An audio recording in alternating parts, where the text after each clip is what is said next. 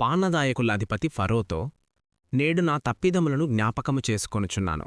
మీరు మా మీద కోపగించి నన్నును భక్ష్యకారులధిపతిని చెరసాలలో ఉంచారు.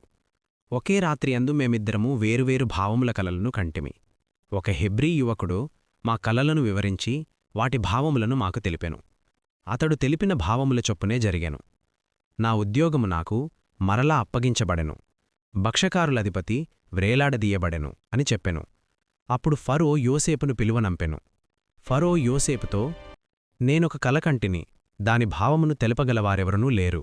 అప్పుడు నేను నిన్ను గూర్చి వింటిని అని చెప్పెను. అందుకు యోసేపు ఫరోతో, నా వలన కాదు, దేవుడే ఫరోకు క్షేమకరమైన ఉత్తరమిచ్చును అని అనెను.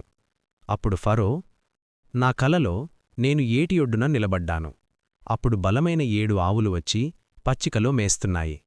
తరువాత బలహీనమైన మరో 7 ఆవులు వచ్చి ఆ బలమైన ఆవులను తినేశాయి.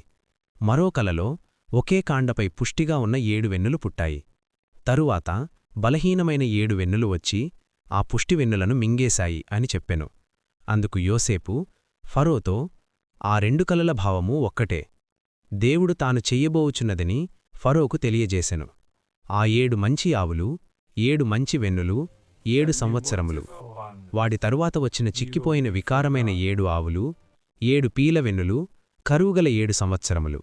అందుకు ఆ కరువు చాలా భారంగా ఉండబోతోందని, అందుకే ముందు 7 సంవత్సరాల సమృద్ధిలో ధాన్యమంతా సమకూర్చుకోమని దేవుడు కలల ద్వారా ముందుగానే తెలిపాడు అని చెప్పెను.